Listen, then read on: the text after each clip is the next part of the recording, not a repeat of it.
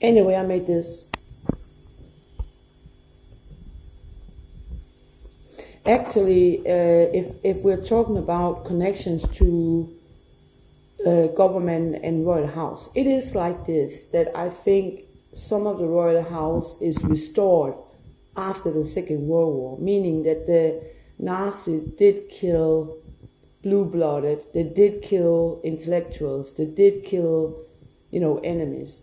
And basically the Nazis didn't really like the royal house, right? They're national socialism. And communism didn't like them too, so they were like kind of two enemies at the same time. Basically, I think that the media tried to restore the royal houses, and they did a fine job. But basically, I think that at that time in the 70s, they might have needed some kind of, modeling or something. So basically, that's maybe some kind of,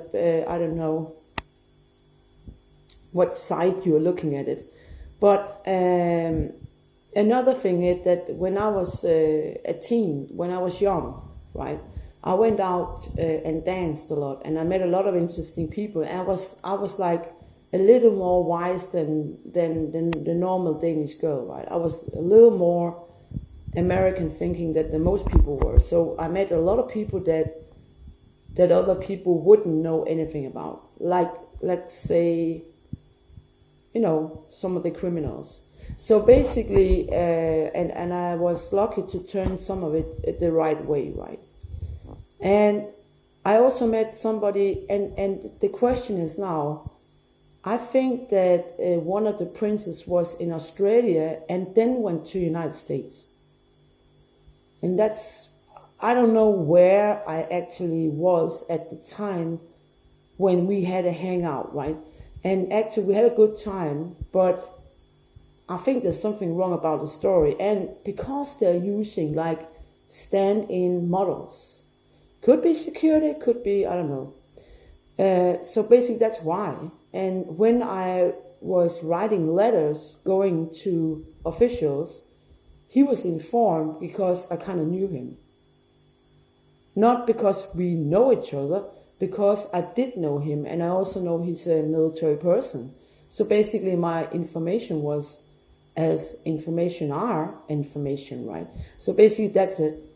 I'm not invited in the circles, and I'm not a part of that because I'm something else, right? And the same if you talk about leaders in the world. Yeah, I know some of them because we grew up together in that world, And you can't kind of shake me down on any kind of details because it doesn't work that way. And by the way, what would you use them for?